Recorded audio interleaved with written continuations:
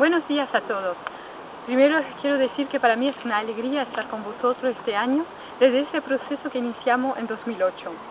Este año hemos denominado el Congreso Gestión Cultural y Diversidad, Miradas, Movimiento y Efervescencias Sociales.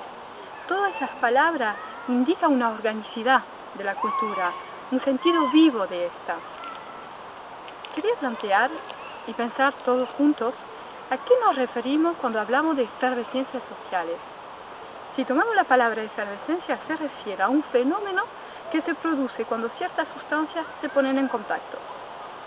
Si lo hablamos a nivel social, se produce un estado de excitación, se provoca un cierto tumulto, es una agitación viva, un estado emocional intenso. Así la efervescencia es algo que se incuba y que explota a la superficie.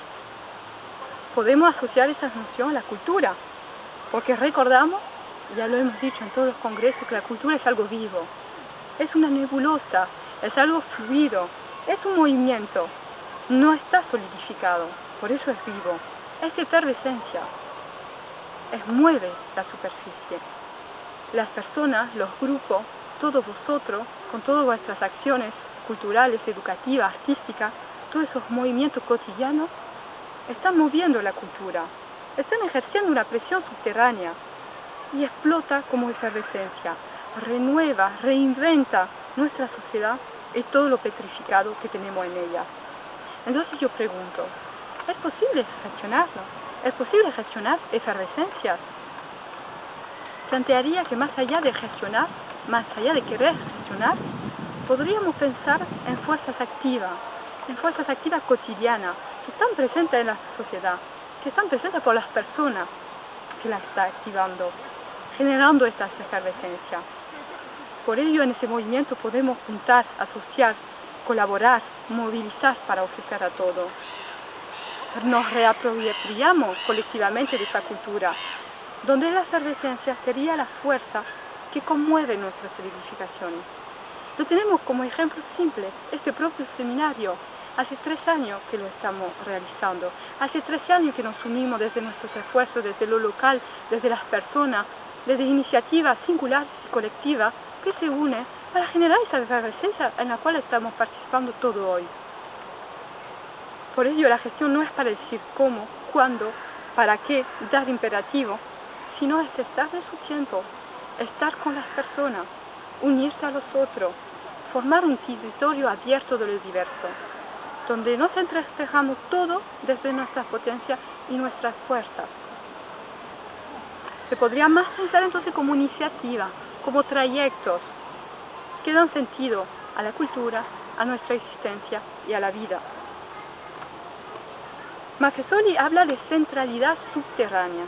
Yo retomo ese concepto que se podría aplicar a esas efervescencias sociales que se genera desde ese grupo, desde esa persona, desde lo singular, desde lo colectivo. Subterráneo porque se produce naturalmente, pero en paralelo a las instituciones, en paralelo a lo que ya está establecido. Son pequeños movimientos y ebulliciones que se están generando desde las propias iniciativas. Y central porque es parte de nuestra cotidianidad. Desde ahí se reconforman las redes de amistad, se reconforman los lazos afectivos. Es decir, estamos favoreciendo territorios abiertos, donde circulan personas, objetos, afectos, intenciones. Podemos pensar así que la gestión cultural no es como un circuito, sino es un espacio listo, son trayectos, donde nos entrelazamos en una presencia afectiva, solidaria, desde esta presencia de lo colectivo para que perdura la socialidad. Lo habíamos nombrado en el seminario anterior, habíamos hablado de socialidad, es decir, relaciones desde lo afectivo y no desde lo racional.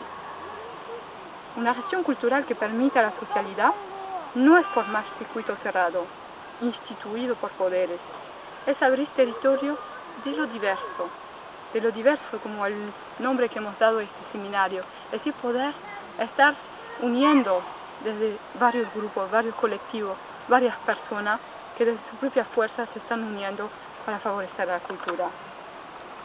Permitir que esta presión subterránea generada por las efervescencias sociales se expande y potencia a la sociedad, a las personas, a la cultura, todo ello en una contagión afectiva. Les quiero agradecer nuevamente de poder estar con vosotros participando de esta reflexión colectiva sobre la gestión cultural. Seguramente nos encontraremos el año que viene y hasta pronto. Muchísimas gracias.